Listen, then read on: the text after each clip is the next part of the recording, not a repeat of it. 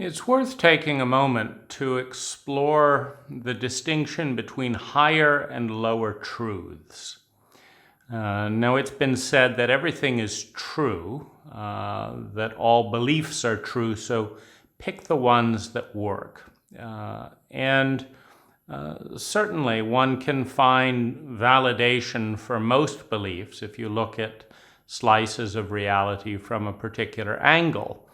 And one of the things that is valuable to examine is the continuum of truth.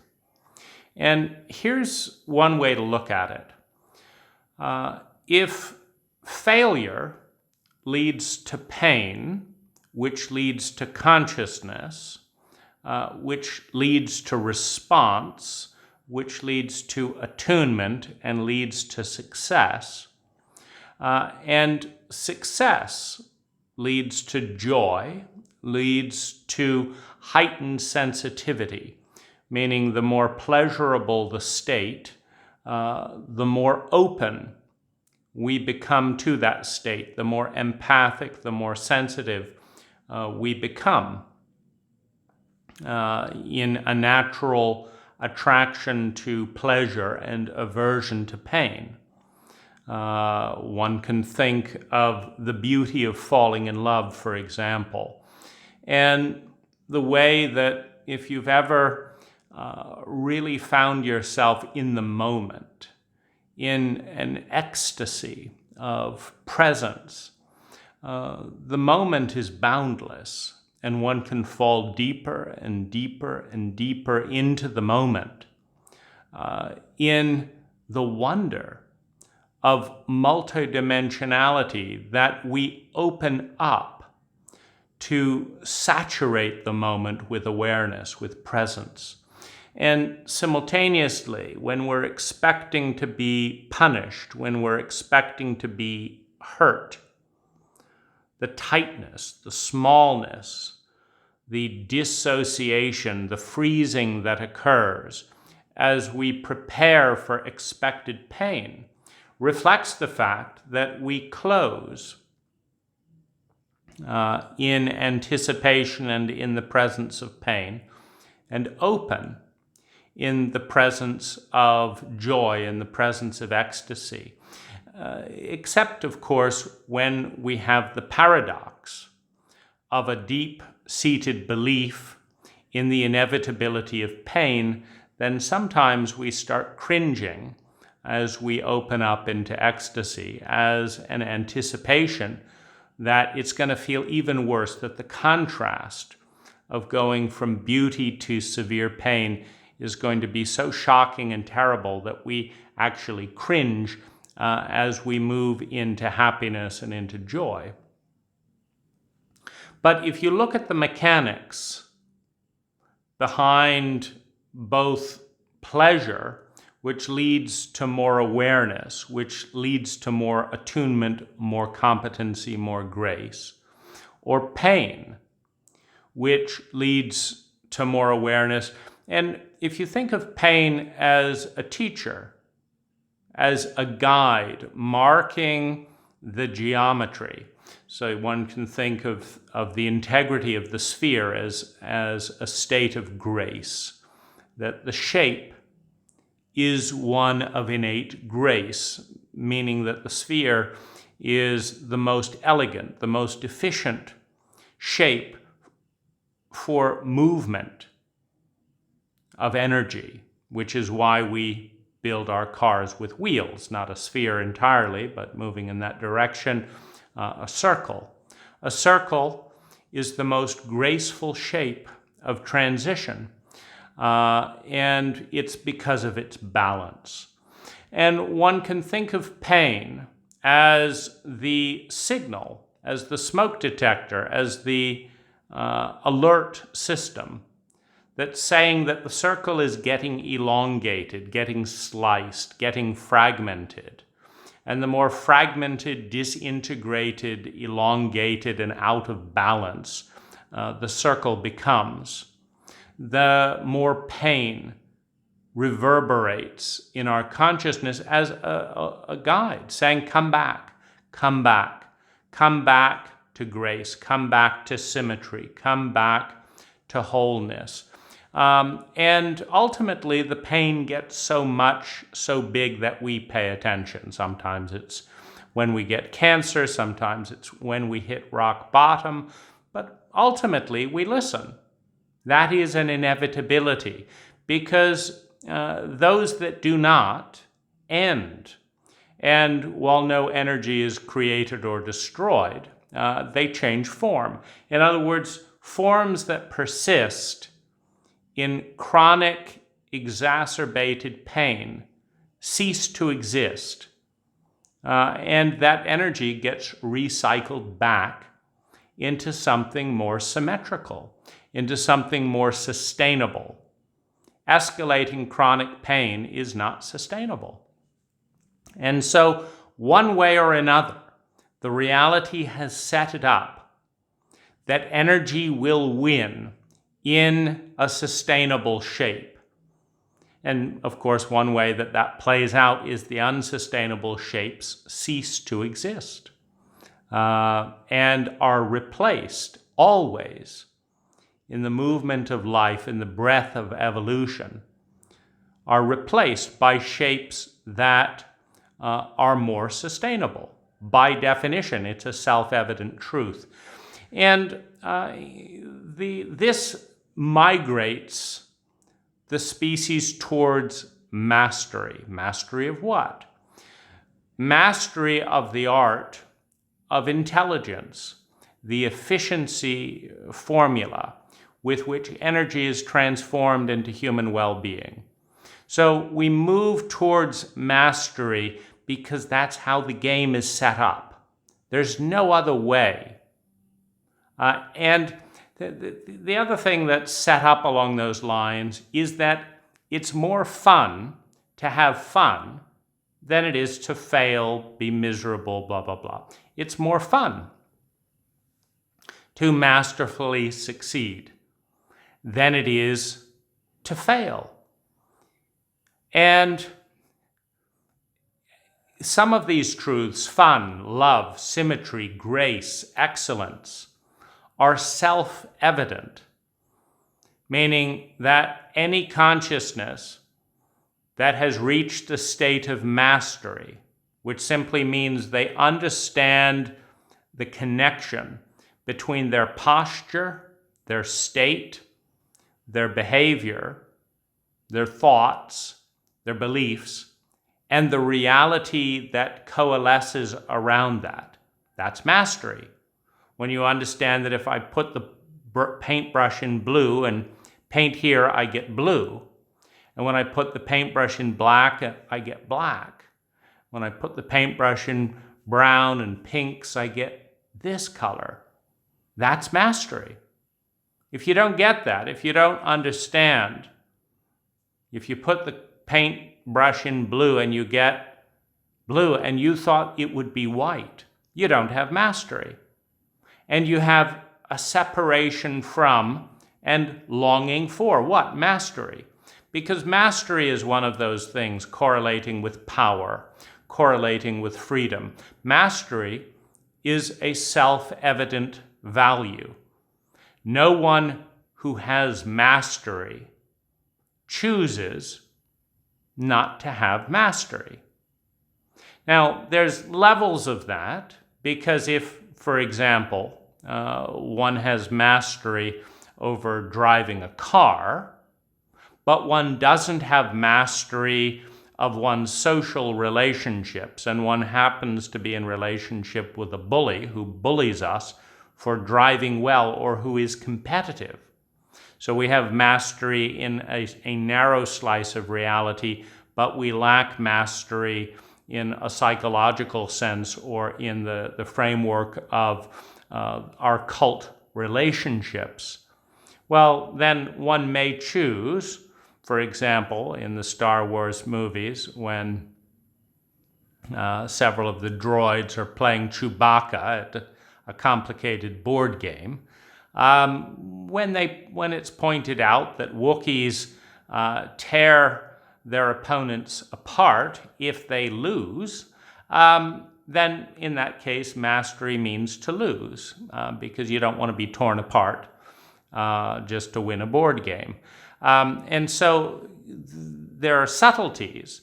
But if one has mastery in a broad context, mastery in one's relationship, mastery with one's state, mastery with one's body, mastery with one's skill, if one has broad mastery, one never chooses to be more obtuse, to be more idiotic, because it's less fun, and because fun is more fun than not having fun.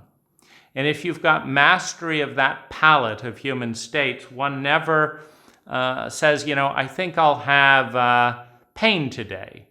An addict may say that, but that's not a state of mastery. An addict is always distracting from a deeper pain that is of a traumatic nature that they're not able and willing to deal with. And so they may create a diversion, as in cutting. It's very common for highly traumatized individuals to self-mutilate. And what they're doing is transferring attention from an arena of pain in which they have no control to an arena of pain that distracts from the arena they have no control to an arena of pain where they have mastery. And thus, what they're doing is replacing pain in a helpless state with pain in a masterful state, which is a higher state. And so there's an intelligence behind that hierarchy of human state. So if we understand that it is our destiny, that the end of the board game, called being a human being, being a spiritual being, being a consciousness in human form, at the end of the game is to have mastery of one's state, mastery of the beliefs, the thoughts, the feelings, the choices that create that state. And that upon attaining mastery, one begins climbing the hierarchy of human states from helpless, traumatic misery on the low end to joyful, conscious connection, synergy, beauty, grace, etc. on the high end, and ultimately to states that transcend language, because the states become so multidimensional. And this is another trend, that's part of this continuum of evolution. Because one could think of mastering, for example, I just had a 2-hour massage, and to a large extent, my coaching of this masseuse has resulted in a fairly masterful touch relationship, meaning 70% of what she's doing is bringing very high levels of pleasure and well-being, and a good percentage of what I'm doing in that is participating in that. And so there's an elevation of state. Now, one can think, if we have a decision, would we like to have a masterful, pleasurable engagement with just touch, meaning this doorway into human consciousness? What if one could have a masterful aesthetic? What if one mastered the aesthetic, the touch, the smell, the taste? What if one mastered one's imagination, the sense of imagination, the sense of imagery and thought, the dimension of belief, the dimension of future projection and co-creation? When one has mastery, one always says yes to another dimension, to expanded dimensionality. Now, admittedly, if you've got the taste thing down and the touch things down, and you open your eyes and what you see is sheer discordant horror, you may close your eyes. Or you may begin the process of saying, how do I transform my outer spatial environment into something that's beautiful to these eyes? And if one has mastery, one does the latter. If one feels helpless, one may shut down, block out reality. But understanding that we are inevitably poised towards the direction of ultimate mastery. And this also implies greater and greater dimensionality. And this also suggests at one time or another transcending the limits of the five senses into a more multidimensional sense of reality. And this whole awareness that this is inevitable means that creating the reality that elicits, you see, all inner states, all sensation correlates with outer environment, with outer mass, with outer energy. Meaning it's not efficient, and thus it's not intelligent, to practice gratitude while being hit over the head with a baseball bat. Now, one can do it, and it might be considered more intelligent than bitching about it, but it's not terribly efficient. In other words, it takes an extraordinary amount of energy while dying rapidly, beating oneself over the head or having oneself whacked over the head with a baseball bat will kill you pretty quickly. It's incredibly inefficient to participate in that external reality while elevating one's sense of gratitude. A certain level of mastery in Zen Buddhism, etc., might pull it off, but it's so inefficient, meaning it's so much easier to sit at the beach, drinking a Mai Tai, tasting delicious organic sorbet, listening to sweet music, feeling the waves lapping in a gentle breeze. It's incredibly easy to have a sense of gratitude in that state or in that outer environment. And so there's a connection. There's a connection, and to a large extent on our journey of mastery, we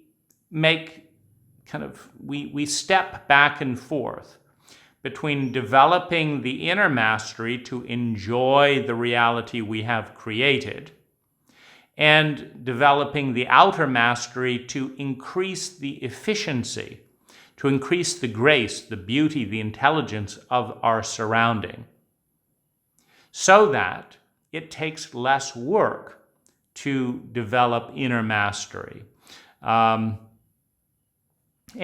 one can play games like weights, in this dynamic, where, certain Buddhist monks will go out on a mountaintop in the snow completely nude and develop the skill of generating heat and creating their own temperature and melting the snow around them. As a discipline, much like an athlete who's trying to break a world record, will set themselves back, will jog with weights on, as a way to, when the weights are removed, push through to a new level. And so there's some of that that's there on the journey, but ultimately, the place that a masterful person is going towards is the highest degree of sustainable multidimensional well-being per unit of energy invested. They're moving towards grace. And grace correlates with symmetry, which correlates with balance, which correlates with sustainability, which correlates with beauty, which correlates with pleasure, which correlates with joy. So there's so many of these threads that follow a unified path towards what we create and hold forth as an ideal, as a representation of divinity. And divinity, of course, goes through its morphing shapes as we counterbalance certain imperfect realities. So divinity changes over time. When you feel completely powerless, divinity is often referenced as an all-powerful being. I feel completely powerful, so I pray to a God that I imagine is completely powerful. And in the prayer, over time, over generations, that body of people, that individual will move towards their deity, will become more and more. If we look at the Christian ethic over the last few thousand years and look at some of the adjectives describing God, he was all-knowing. It was a he, of course. All-knowing. And why was God a he? Well, in a highly traumatic environment where male bodies are stronger and one is being ripped apart by aspects of our natural psychology or of our natural ecology, tigers, elephants, things like that, where bigger forces in nature are tearing you apart, where you don't have mastery in one's environment, then what's deified is something capable of gaining more mastery. And a larger, stronger, more focused body is a step forward because it's a step forward towards control. So, of course, God in that context is a man because men have more focused, stronger, bigger bodies statistically. And so God would be a man. And God would be all-powerful. He could have revenge on, the neighboring tribe that stole your sheep and all that, because that would be an upgrade over feeling helpless. Like, when am I going to lose my goats? They've already stolen my sheep. I can't do anything about it. I don't know what to do. I don't know who took them. They've raped my wife. Da, da, da. Now they're going to steal my goats next.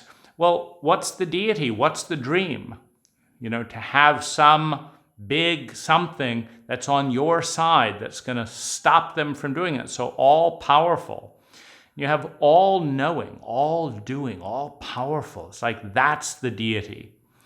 Well, now we have, way more power than the most sophisticated deities 2,000 years ago that could be imagined. The car, the plane, all-knowing, all-doing. Google, all-knowing. So many technologies. We would all be deities to the 2,000-year-old version of us. And so we move as cultures and as individuals and as a species towards what we deify.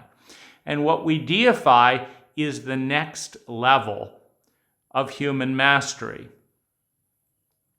Now, this ultimately, going back to the continuum of truth, to the continuum of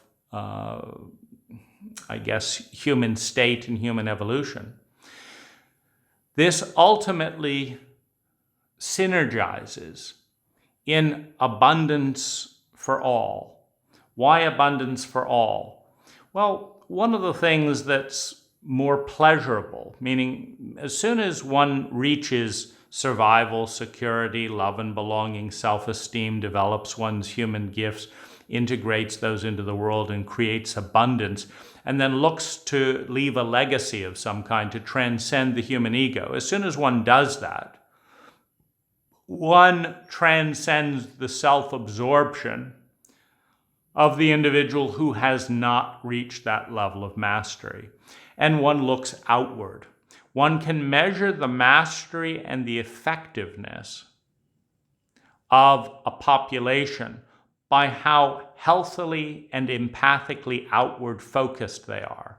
The more self-absorbed a culture is, the less mastery, the less health, the less vitality, because the outward empathy is a natural byproduct of meeting one's own needs, which requires a certain degree of competency, a certain degree of self-love becoming competency. Then you move outwards. When I go to Denmark, the Danish people are far more curious, far more interested, open-minded, aware of, and empathic towards me as an American or other parts of the world than America is towards Denmark. The typical American has no interest in a culture that is 400% more successful at attaining a high quality of non-traumatic life for a majority of its people. It's a very self-absorbed culture. And so one could determine from that more Americans are kind of obsessed with survival, security, love and belonging, and self-esteem, and developing their gifts than the Danish population. The Thai population, again, far more outward thinking towards Americans than Americans are towards the Thai. And so again, one could say that on a number of levels, the Thai are a more sophisticated and successful culture at creating an inner state of confidence and security, which naturally leads to them looking outward. Now, this can have a dark side, which is the victim-abuser dynamic. The bully and victim dynamic can have the negative expression of that, where the victim of a bully is obsessed with the bully in a codependent relationship to create their own safety. They've got to study the bully every move in order to avoid the tyranny of the bully. And so this is transcendence through violence, through fear, through a lack of survival.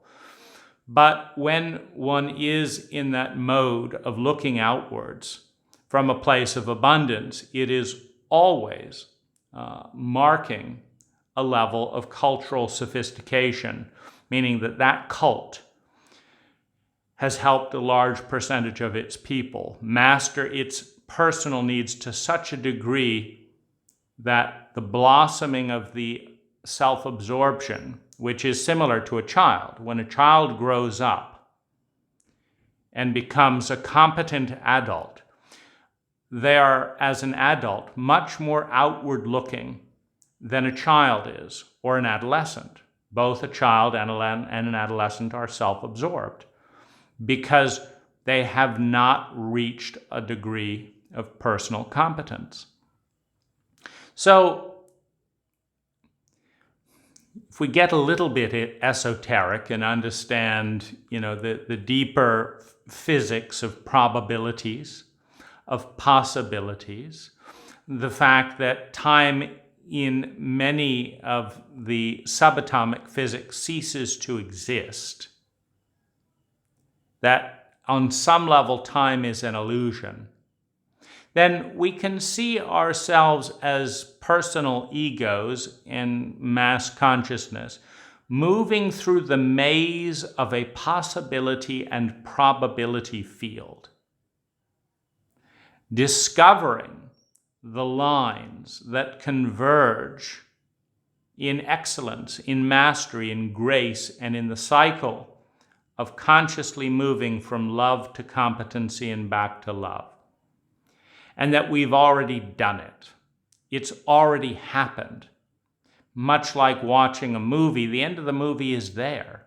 And the end of the movie for the human species is complete and total abundance, complete and total mastery, complete and total love, because there's also complete and total competency, and because love is more fun. Love is more enjoyable. To learn to have fun, to learn to consciously create reality, they're one and the same thing.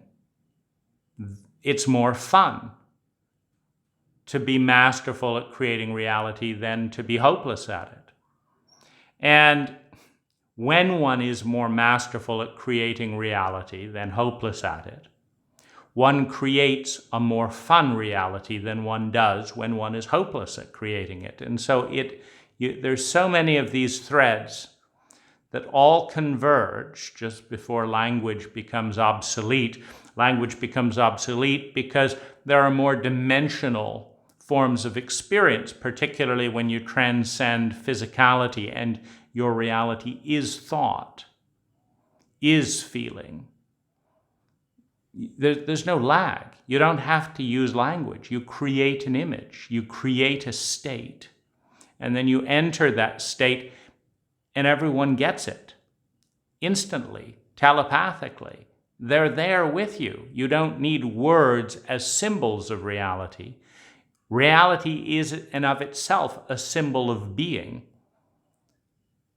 And you don't need to describe yourself. The shape that you've imagined is the sense of self. And so you've gone a little bit deeper into the mystery by unpeeling one of the metaphors and going into a deeper, more experiential version of reality, a more real sense of reality. And obviously, you can follow that direction. This is also one of the continuums. It's a continuum of realness. And in Christianity, it's been referred to as the sin of worshiping a false idol. Is the mathematical flaw in terms of this journey towards excellence of valuing the derivative more than the underlying asset.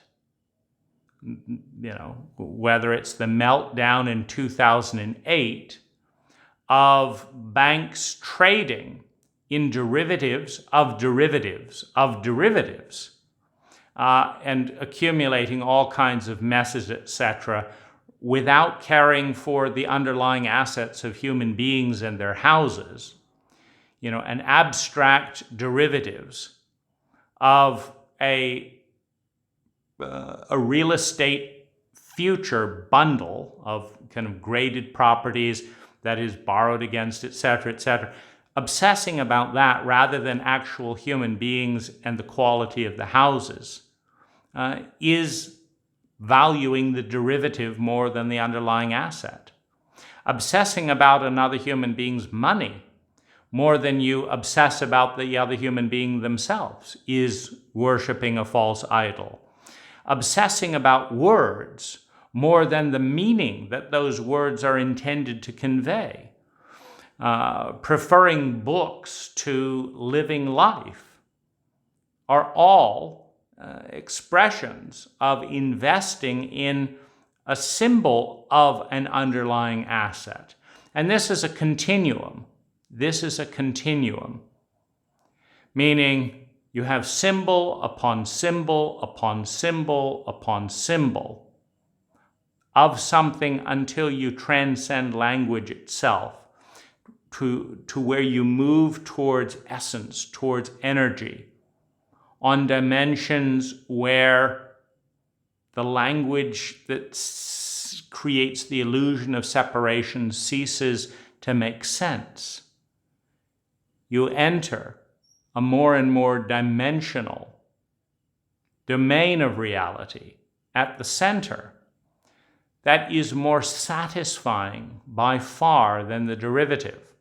I think it was Plato who had the vision as part of the initiation into the ritual of Kikion, the substance that took the consciousness beyond the symbology of the human body to discover that this physical world is like a shadow displayed on the back of a cave, a metaphor for something far more real, which most of us haven't woken up to yet.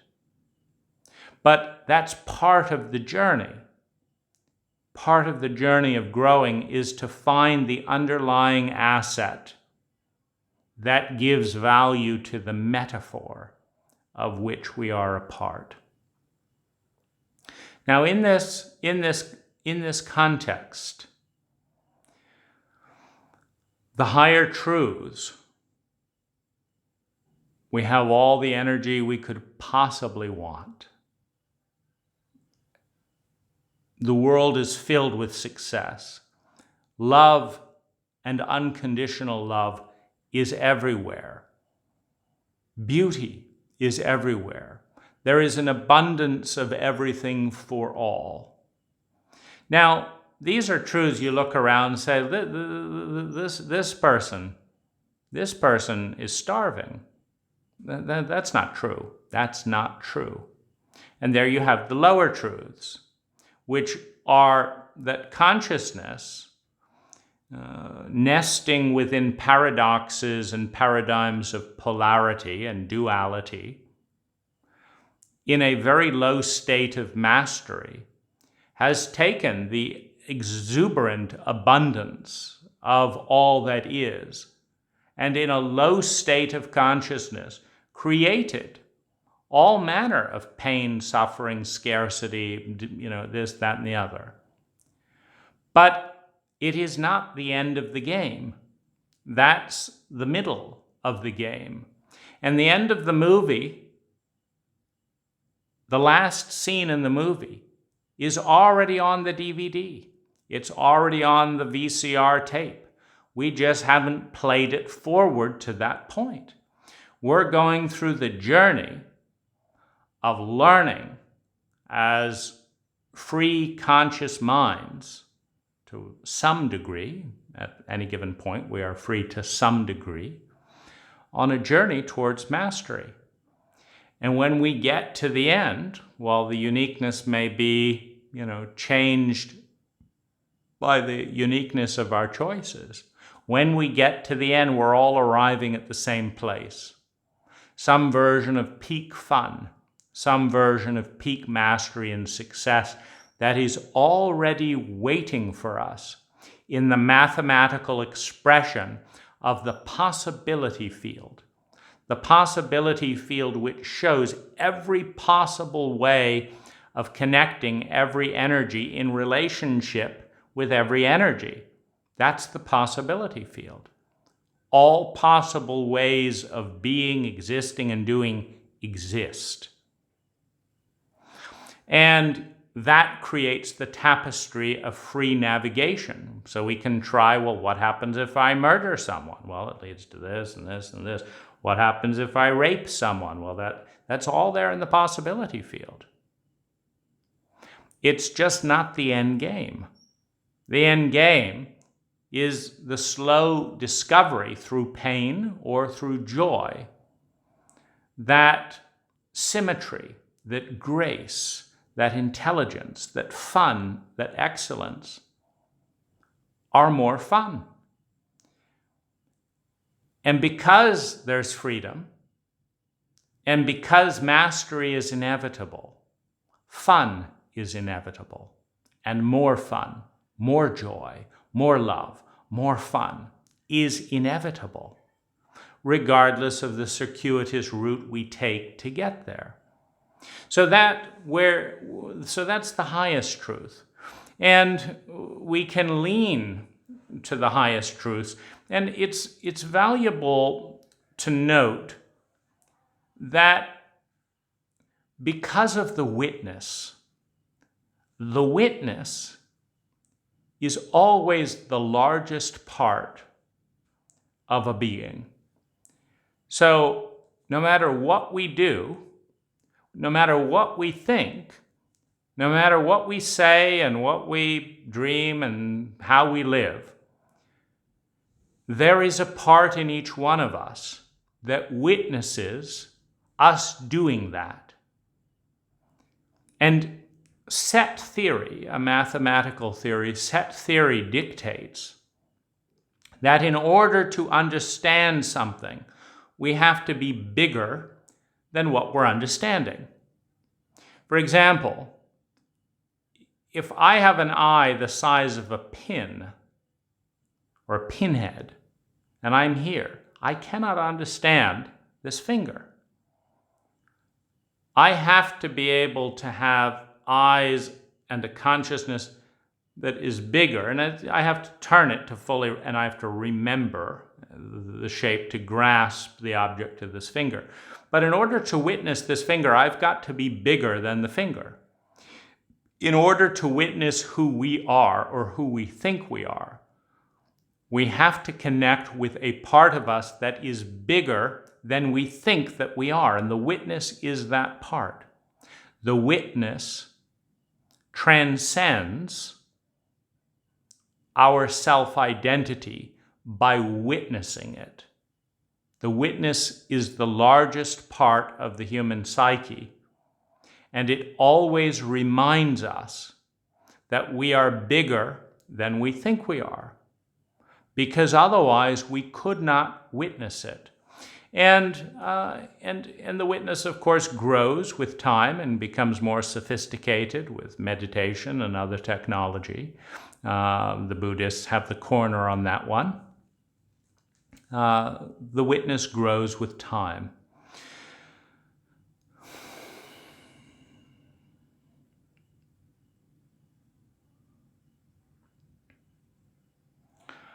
As we witness reality, we look at what we witness through the lens of our beliefs and paradigms, and we either curse what we see with dissociation, with judgment, with rejection, with banishment, with suppression, with blame, etc. We either curse what we see and in doing it so become smaller, or we enter the journey of love, the journey that leads to competency, and become bigger. And then we witness that. And in witnessing that, we either curse that and become smaller or become bigger. That which we do not love regresses, gets smaller, and ultimately feels hostile towards us. And the dynamic between the witness and the one who is witnessed is the same dynamic of the point and the circle, of the persona and the environment, of the individual and its culture. Meaning, the point is formed by the whole, and many points become the whole. And they are one and the same, ultimately. Whenever two resonances are put together, the lower will rise up to the higher will come down to the lower, or they'll both meet in the middle. Two resonances in proximity will ultimately beat to the same breath. Two women in proximity will have their menstrual cycles converge. Two lovers in proximity will have their breaths ultimately converge. Resonance moves towards convergence. Whether the higher goes to the lower comes to the higher, they both meet somewhere in the middle. And so the witness and the object being witnessed also move towards one another, which is why the witness shrinks when viewing through the lens of self-hatred, rejection, blame, etc., and grows when viewing through the lens of masterful love, meaning love that moves to competency and that moves back to love.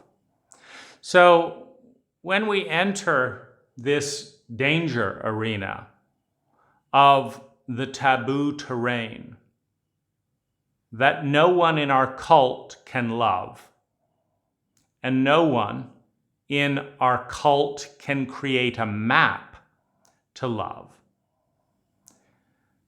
we don't have a template for honoring and loving that which is taboo.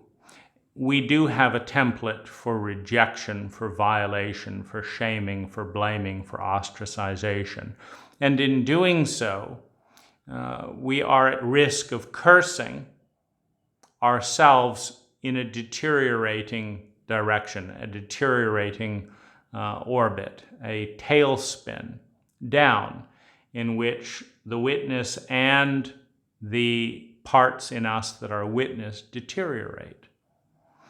We also have the opportunity to transcend the immediate truths of the environment and reach for the future, reach towards the divine that we are, but have not yet fully embodied and become.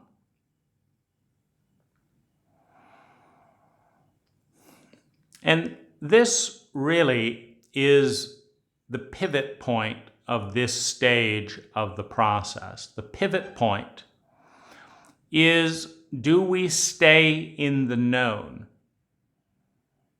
Because the known within a wound, by definition, is cursed. Meaning, if the known wasn't cursed, there would be no taboo, there would be no wound in the first place. The evidence of the wound, the evidence of the pain, the evidence of the unloved self, is evidence of the incompetence of the known. And what this means is either that we are destined in a self-referential loop to go round and round, staying small and hating and fearing and loathing that which is small, or we must reach into the unknown, into the unborn, into the virginal future that we have not yet created consciously, but which already exists in the possibility field, in the probability field, as we step by step transcend the self-referential loop of ignorance, of fear, of trauma, etc., and reach the higher state of healing, joy, success, gratitude, and fun. And the pivot point comes in being more and more conscious of the witness. The witness is that which is us, that is bigger and outside of that which we are identifying with.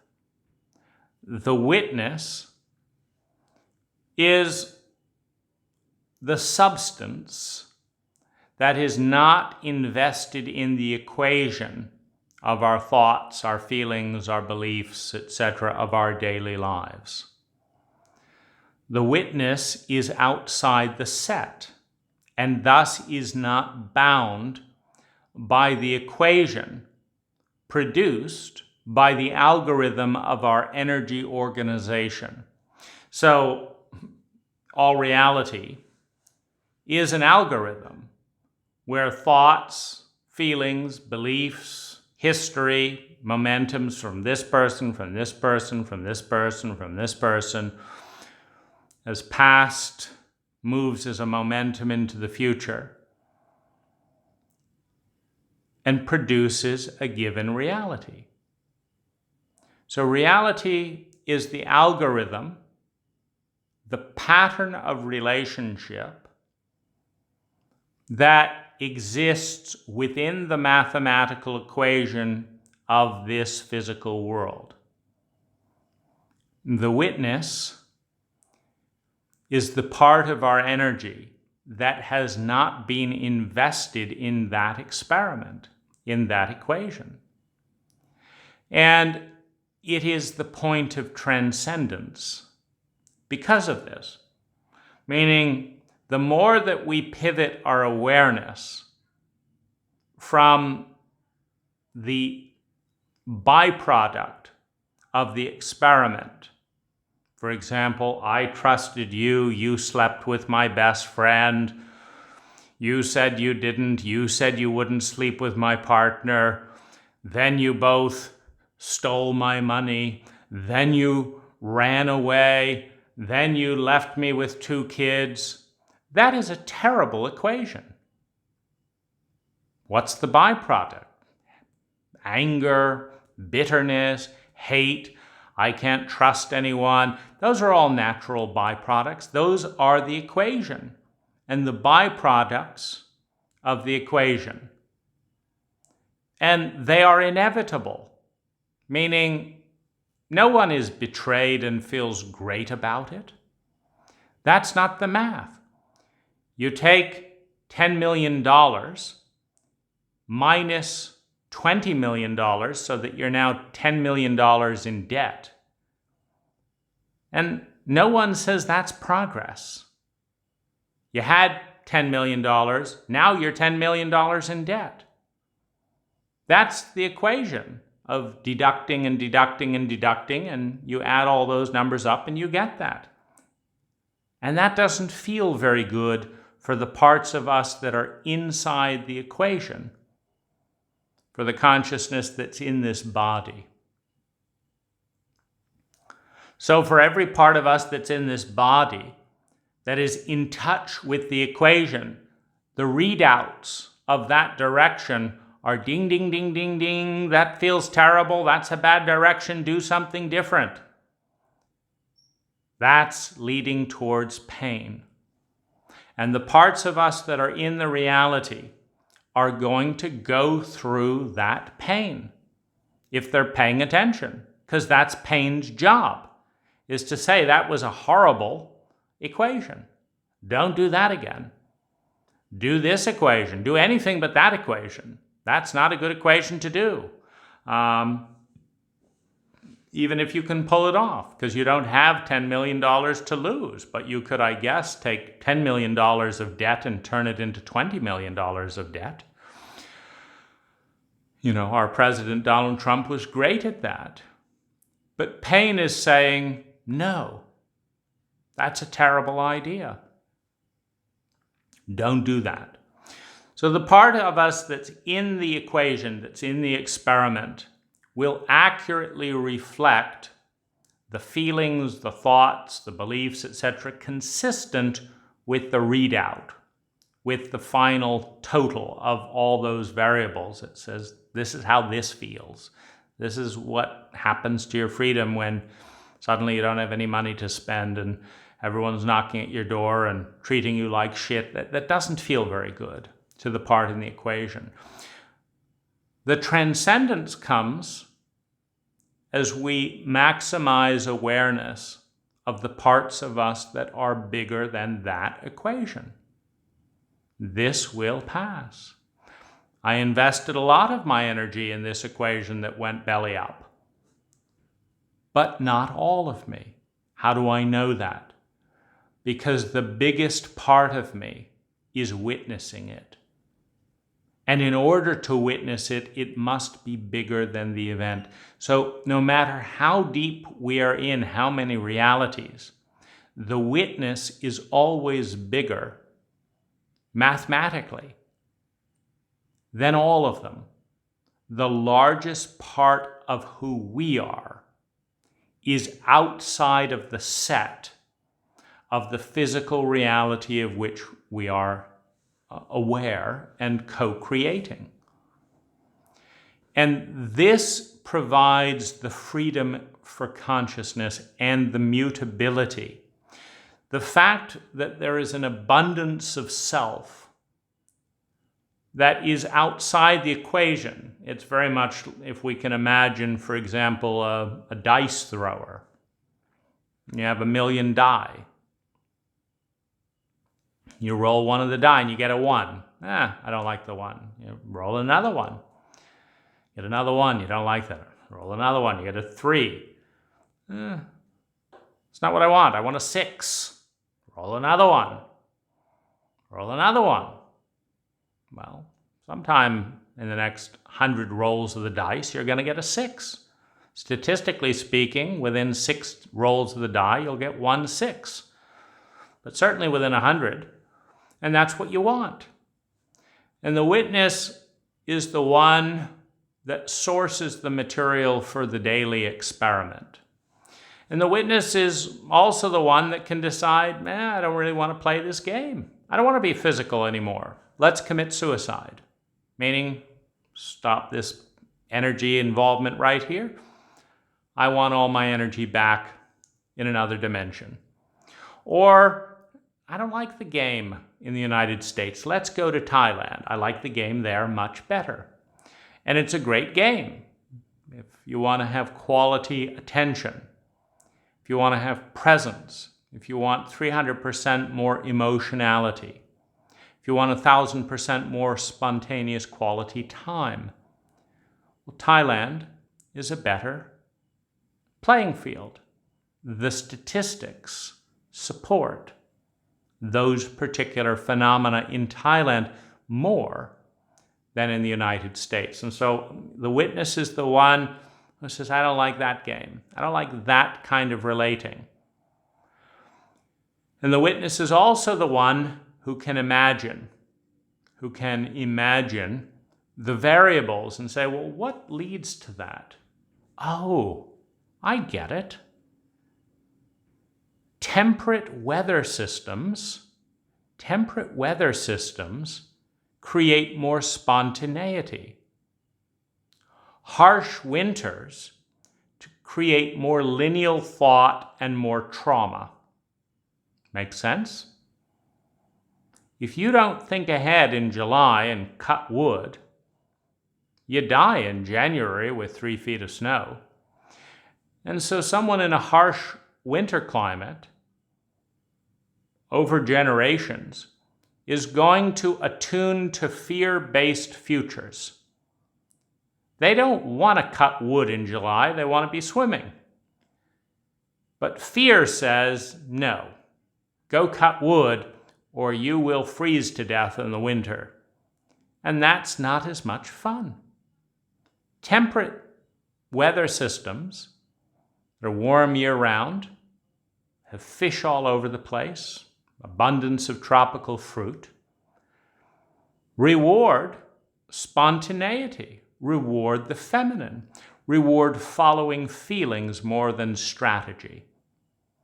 Because it feels good to do what feels good.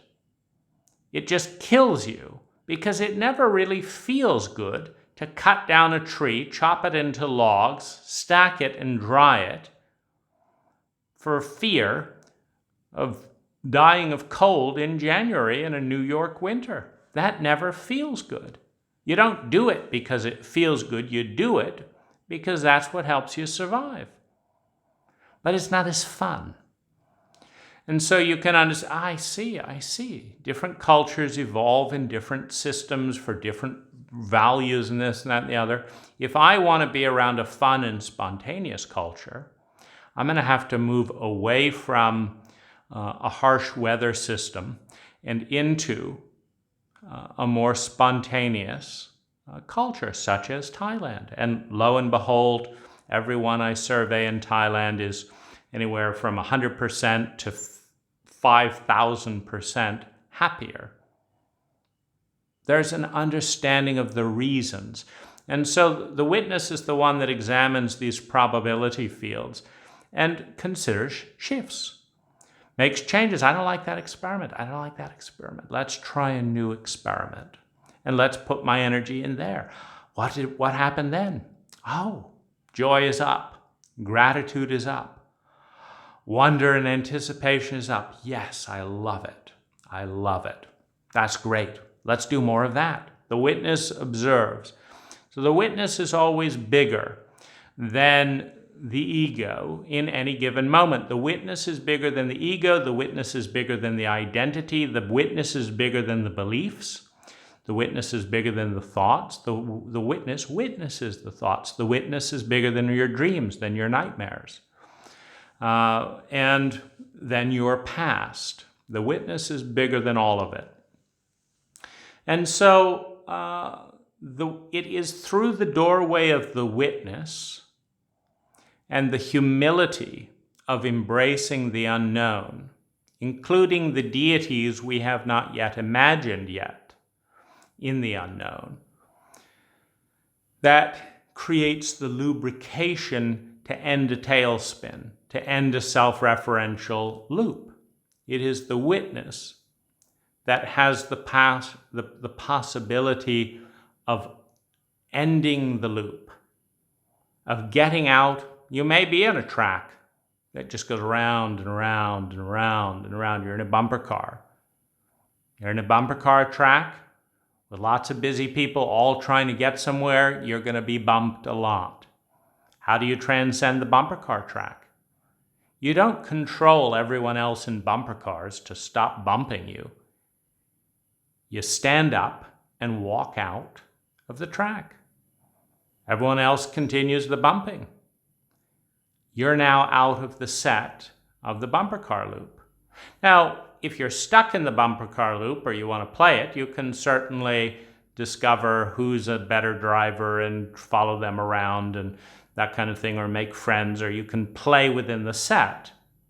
But within the set of bumper cars, you are going to be bumped to some degree. And that doesn't shift until you get out of the bumper car and walk off the track.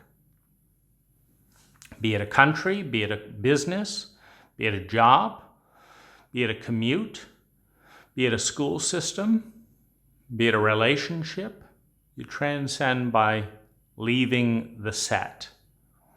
And that means being reminded of the fact that we put energy into the set. We moved this body, which is a fictitious representation, a symbol of who we are, into this set, and we can move it off again. And it is through the witness and the unknown that will be pieced together, that we can transcend the intelligence of the cult to which we are a part, because all cultures are a set. And they have a strong brainwashing and traumatic hold on most of the individuals in them, with the primary goal of self-perpetuation.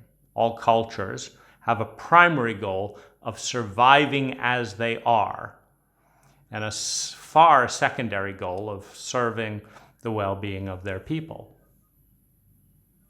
So as we understand our environment, we can go through the process of loving our environment and understanding ourselves. And there's a very, if we understand the fractal nature of the self as a microcosm of the environment, and the environment as a macrocosm of the self, one of the things that we do when we're in a terribly painful, traumatic situation is we freeze the variables to provide a focal point to learn from the experiment. We don't just move on. Traumatic events stay in the body, waiting for us to understand, in this case, the software, the algorithm of trauma. Once we understand the algorithm, we can then attune to it and start walking ourselves out of trauma, but not before. And this is very much, if we look at the pattern of people causing pain, the pattern of abusive relationships continuing. They continue until we understand the system. And there is an innate connection between all polarities. There's an innate connection between the abuser and the victim and the abuser. And they're part of a whole. They're part of an asymmetrical energy pattern that is painful, that is destructive.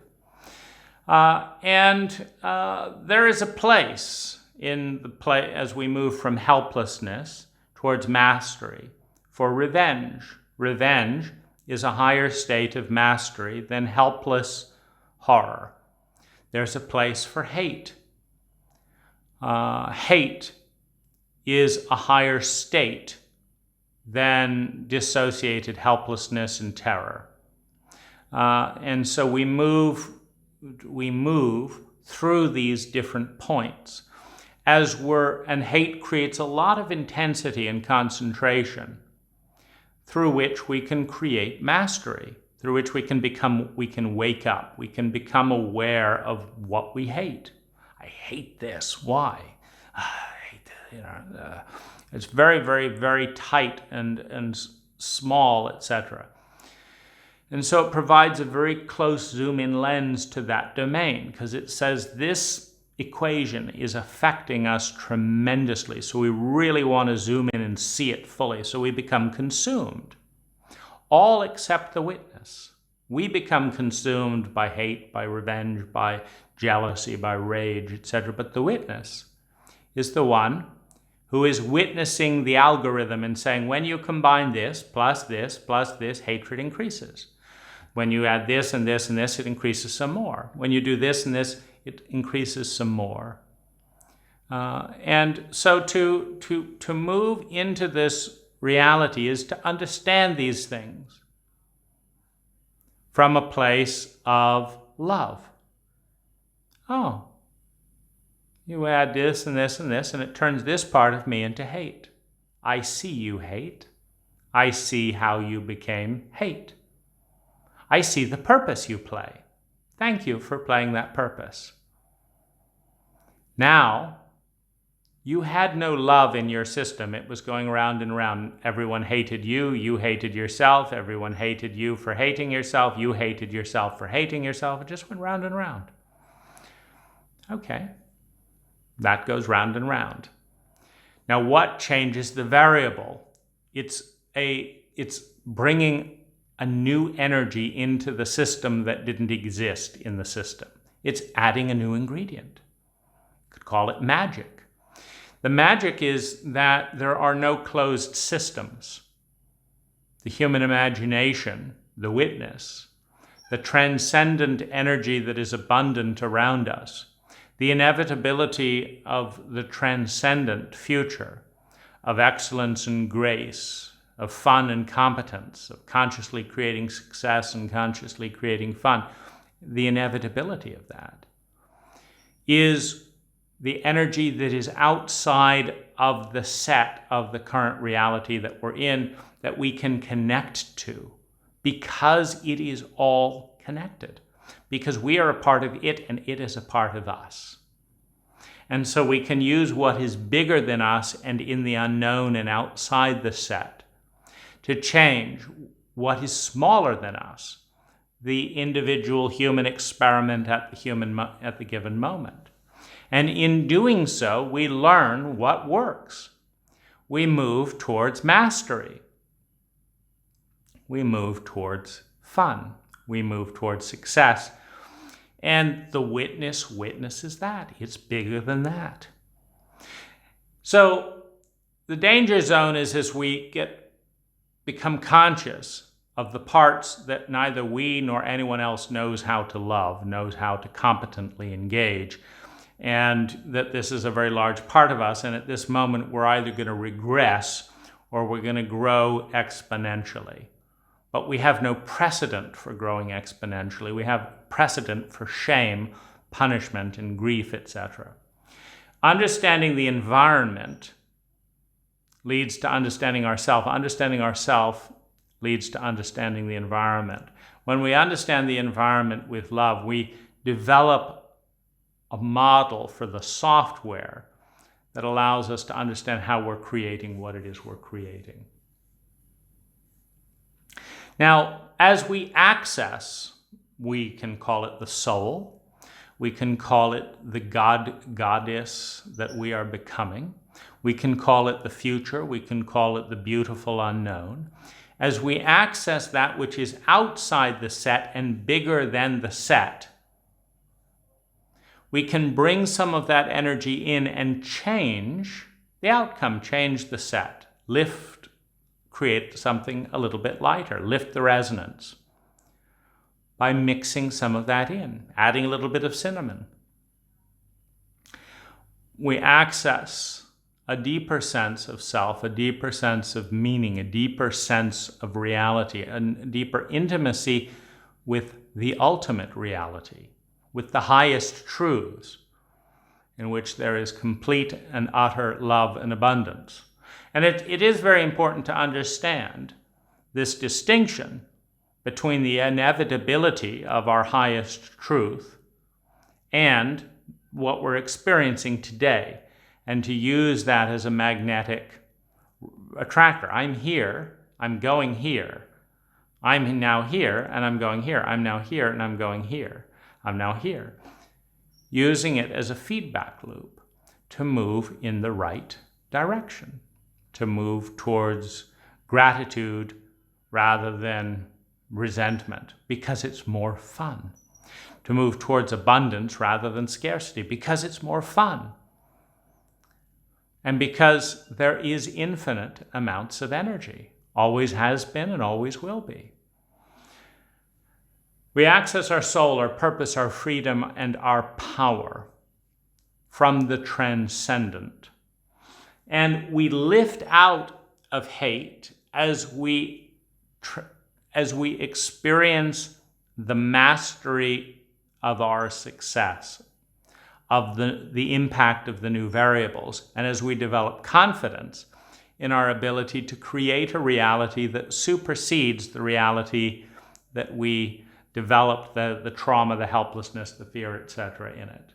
We lift out of hate with change, which releases the energy bound up in hate to become a more luminous form, to become enthusiasm, to become excitement, etc. So we repurpose the energies through love into their more innate form, because hate is just disappointed, distorted, helpless, and violated love. You lift off the disappointment, you lift off the incompetence, you lift off the violation, you protect the innate energy, you feed it with the transcendent energy, and it returns to joy, innocence, and beauty. And you now release that energy, and that energy changes the system. It breaks the spiral loop.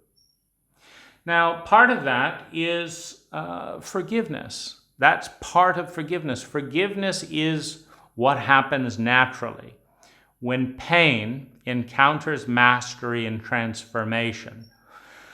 We forgive all the energy that was held in the abuse pattern, in the pain pattern, and give it back to the system to repurpose and let it become graceful again. All energy wants to be graceful, wants to be alive, wants to be sustainable and harmonious. It's the nature of reality to move in that direction.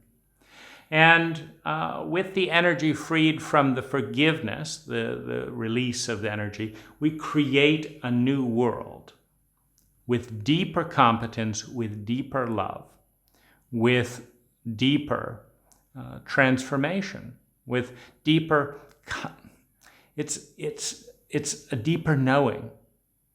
And it's in that knowing, it's in the knowing of the new world, and the being of the new world, and the living of the new world, that we both transcend the past identity, transcend the terror of the unknown, transcend the barrier between us and the God, goddess that we are becoming, transcend the dogma that we use to feel safe and protect ourselves from fear. And open to the mystical unknown, the mystical wonder, as reality starts climbing in more and more miraculous ways, until we hit the next bump and do it all over again, and do it all over again. So this is the journey from insanity to transcendence. And we're all on it. We're all on it together. And every day we participate, whether going down into pain and shame and terror or going up. We are on the journey, which has as its ultimate destination total success, total abundance, total fun, total joy, total gratitude, total competence, and a dimensionality and a beauty, a truth and a goodness beyond anything that can be captured in language. But as long as we have language, we'll move closer and closer to that edge, until one day we move beyond the veil. We move out of the symbol into the underlying asset, into the energy shape and dimensionality and density, the realness that is refracted into the shadow of this world, the shadow of this physical body and its small fractal representation of deeper mathematics and deeper truth.